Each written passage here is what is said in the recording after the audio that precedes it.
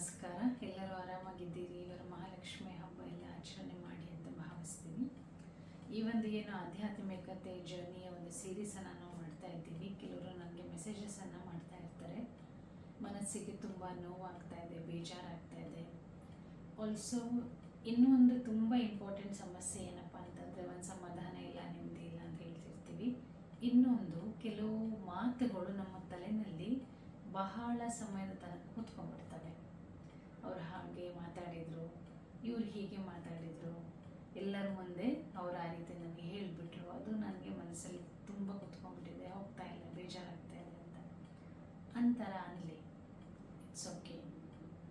ಆ ಟೈಮಲ್ಲಿ ಅವ್ರಿಗೇನು ಅನ್ನಿಸ್ತು ಅವ್ರು ಅಂದರು. ಅವ್ರ ಪರ್ಸೆಪ್ಷನ್ ಇರ್ಬೋದು, ಅವ್ರ ಮನಸ್ಸಲ್ಲಿ ಏನು ಸಂಕಲ್ಪ ಬಂತು, ಏನೋ ಮಾತು ಬಂತು, ಹೋಯಿತು. ಅದಕ್ಕೆ ನಾನು ಇಲ್ಲಿ ನನ್ನ ಮನಸ್ಸಿನಲ್ಲಿ ಜಾಗವನ್ನು ಕೊಡಬಾರ್ದು, ಅದಕ್ಕೆ ಬೇಜಾರು ಮಾಡ್ಕೋಬಾರ್ದು. ಎಲ್ಲ ಅವಮಾನ, ಅಪಮಾನ, ಬಹುಮಾನದಂತೆ ಇಟ್ಸ್ ಓಕೆ. ಅಂದವರು ಚೆನ್ನಾಗಿರಲಿ, ಆಡ್ಕೊಂಡವರು ಚೆನ್ನಾಗಿರಲಿ, ನಮಗೆ ತೊಂದರೆ ಕೊಟ್ಟಿರೋರು ಚೆನ್ನಾಗಿರಲಿ ಅಂತ ನನ್ನ ಕೆಲಸ ಏನು, ಎಲ್ಲರಿಗೂ ನಾನು ಆಶೀರ್ವಾದವನ್ನು ಮಾಡಬೇಕು, ಎಲ್ಲರಿಗೂ ನಾನು ಶುಭ ಕಾಮನೆಗಳನ್ನು ಕೊಡಬೇಕು, ಎಲ್ಲರಿಗೂ ನಾನು ಶುಭ ಭಾವನೆಗಳನ್ನೇ ಕೊಡಬೇಕು. ಇಲ್ಲಿಂದ ಏನು ಹೋಗ್ತದೆ, ಇಲ್ಲಿಂದ ಆಶೀರ್ವಾದ ಹೋದರೆ ಮನಸ್ಸಿನಿಂದ ಮನಸ್ಸು ಹಗೂರ ಆಗ್ತದೆ. ಇನ್ ರಿಟರ್ನ್ ನಮಗೂ ಸಹ ಆಶೀರ್ವಾದ ಸಿಗ್ತದೆ. ಅವ್ರು ನನಗೆ ಬೇಜಾರು ಮಾಡಿಸಿದ್ರು ಅಂತ ನಾನು ಸಹ ಅವರಿಗೆ ದುಃಖವನ್ನು ಕೊಟ್ಟರೆ, ನಾನು ಅವರಿಗೆ ನೋವನ್ನು ಕೊಟ್ಟರೆ, ನಾನು ಅವರಿಗೆ ಬೇಜಾರನ್ನು ಮಾಡಿಸಿದ್ರೆ, ಇಲ್ಲಿ ಯಾವುದಕ್ಕೆ ನಾನು ಜನ್ಮವನ್ನು ಕೊಡ್ತೀನಿ? ಆಶೀರ್ವಾದಕ್ಕೆ ಜನ್ಮ ಕೊಟ್ಟರೆ ರಿಟರ್ನ್ ಆಶೀರ್ವಾದ ಬರ್ತದೆ. ಯಾವುದಾದ್ರೂ ಶುಭ ಭಾವನೆ, ಶುಭ ಕಾಮನೆಗೆ ನಾನು ಜನ್ಮವನ್ನು ಕೊಟ್ಟೆ ಅಂತಂದರೆ ಅದರ ಎನರ್ಜಿ, ಯಾವ ರೀತಿ ಬೀಜವನ್ನು ನಾವು ಬಿತ್ತುತ್ತೀವಿ ಅದೇ ರೀತಿ ವೃಕ್ಷ ಬರ್ತದಲ್ವೇ. ಇಲ್ಲಿ ಬೀಜವನ್ನು ನಾವು ಬಿತ್ತುತ್ತಾ ಇದ್ದೀವಿ. ಒಬ್ಬರ ಬಗ್ಗೆ ನೆಗೆಟಿವ್ ಯೋಚನೆ ಮಾಡೋದು, ನೆಗೆಟಿವ್ ಮಾತಾಡೋದು, ನೆಗೆಟಿವ್ ಕರ್ಮ ಮಾಡೋದು, ಫಸ್ಟು ಅದರ ಒಂದು ಎಫೆಕ್ಟ್ ಏನಿದೆ, ಅದರ ಒಂದು ಪ್ರಭಾವ ಏನಿದೆ, ಮೊದಲು ಅದು ನನಗೇ ಆಗೋದು. ಸೊ ಆಧ್ಯಾತ್ಮಿಕತೆಯ ಮೊದಲನೆಯ ರೂಲ್ ಏನಪ್ಪ ಅಂತಂದರೆ, ಯಾರೇ ನನಗೆ ಏನನ್ನೇ ಕೊಡಲಿ ನಾನು ಅವರಿಗೆ ಮನಸ್ಸಿನಿಂದ ಹರಿಸ್ತೀನಿ. ಇವತ್ತೊಂದು ಚಿಕ್ಕ ಆ್ಯಕ್ಟಿವಿಟಿನ ಮಾಡೋಣ. ಒಂದು ನಿಮಿಷ ಕಣ್ಣು ಮುಚ್ಕೊಳ್ಳಿ. ಎಲ್ಲರೂ ಸಮಾಧಾನವಾಗಿ ಕಣ್ಣನ್ನು ಮುಚ್ಕೊಂಡು ಕೂತ್ಕೊಂಡು ಎಲ್ಲದರ ಕಡೆಯಿಂದ ಗಮನ ಒಂದು ನಿಮಿಷಕ್ಕಾಗಿ ತೆಗೆದು, ಯಾರೆಲ್ಲ ಜೀವನದಲ್ಲಿ ಇಲ್ಲಿಯ ತನಕ ದುಃಖವನ್ನು ಕೊಟ್ಟಿದ್ದಾರೆ, ಬೇಜಾರು ಮಾಡಿಸಿದ್ದಾರೆ, ಅವಮಾನ ಮಾಡಿದ್ದಾರೆ, ನೋವನ್ನು ಕೊಟ್ಟಿದ್ದಾರೆ, ನಮ್ಮ ಬಗ್ಗೆ ಅವಹೇಳನ ಮಾಡಿದ್ದಾರೆ, ಗಾಸಿಪಿಂಗ್ ಮಾಡಿದ್ದಾರೆ, ಇನ್ನೊಬ್ಬರ ಮನಸ್ಸಿನಲ್ಲಿ ನಮ್ಮ ಬಗ್ಗೆ ಕೆಟ್ಟ ಭಾವನೆಗಳನ್ನು ತುಂಬಲಿಕ್ಕೆ ಪ್ರಯತ್ನ ಪಟ್ಟಿದ್ದಾರೆ, ಅವರೆಲ್ಲರನ್ನು ನಾನಿವತ್ತು ಮನಸ್ಸಿನಿಂದ ಕ್ಷಮಿಸ್ತಾ ಇದ್ದೀನಿ. ಅವರ ಬಗ್ಗೆ ನನ್ನ ಮನಸ್ಸಿನಲ್ಲಿ ಯಾವ ನೆಗೆಟಿವ್ ಭಾವನೆ ಕೂಡ ಇಲ್ಲ. ಇದನ್ನು ನಾನು ಒಂದು ನಿಮಿಷಕ್ಕಾಗಿ ಪ್ರತಿದಿನ ಬೆಳಗ್ಗೆ ಎದ್ದಾಗ, ಪ್ರತಿದಿನ ರಾತ್ರಿ ಮಲಗುವಾಗ ಅಭ್ಯಾಸ ಮಾಡ್ತೀನಿ.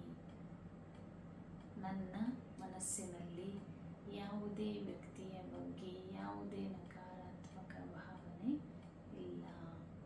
ಅವರು ಏನೇ ಮಾಡಿದರೂ ಮನಸ್ಸಿನಿಂದ ನಾನು ಕ್ಷಮಿಸ್ತಾ ಇದ್ದೀನಿ, ಹಗೂರಾಗ್ತಾ ಇದ್ದೀನಿ. Completely detoxifying myself and I'm becoming double light. ಹಗೂರತೆಯ ಅನುಭವ, ಖುಷಿಯ ಅನುಭವ, ಶಾಂತಿಯ ಅನುಭವ, ಸಮಾಧಾನದ ಅನುಭವ.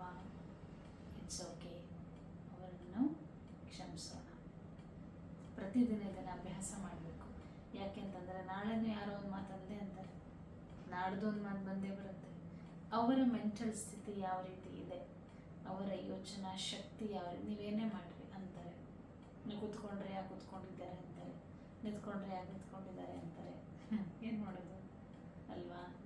ಜಾಸ್ತಿ ಕೇಳ್ತಾ ಹೋದಷ್ಟು, ಜಾಸ್ತಿ ಗಮನ ಕೊಡ್ತಾ ಹೋದಷ್ಟು, ಜಾಸ್ತಿ ತಲೆ ಕೆಡಿಸ್ಕೊಳ್ತಾ ಹೋದಷ್ಟು ನನ್ನ ತಲೆ ಕೆಡ್ತದೆ ಹೊರತು ಅವರಿಗೇನಾಗೋದಿಲ್ಲ. ನಿಮಗೊಂದು ಮಾತಂದು ಆರಾಮಾಗಿ ಊಟ ಮಾಡಿ ಅವ್ರು ಹೋಗಿ ಆರಾಮಾಗಿ ನಿದ್ದೆ ಮಾಡ್ತಾ ಇರ್ಬೋದು. ಅದಕ್ಕೆ ನಿಮ್ಮ ಜೀವನ, ನಿಮ್ಮ ಯಾತ್ರೆ, ನಿಮ್ಮ ಜರ್ನಿ ನಿಮಗೆ ಗೊತ್ತು ಅಲ್ವಾ? ನಿಮ್ಮ ಕಾಲನ್ನು ನನ್ನ ಶೂಸಲ್ಲಿ ಇಟ್ಟರೆ ನಿಮಗೆ ನನ್ನ ಕಷ್ಟ ಏನು ಅಂತ ಗೊತ್ತಾಗ್ತದೆ ಅಂತ ಹೇಳ್ತಾರೆ. ಅದೇ ರೀತಿ ಅವರವರ ಬದುಕು, ಅವರವರ ಜೀವನ, ಅವರವರ ದುಃಖ ಅವರವರಿಗೆ.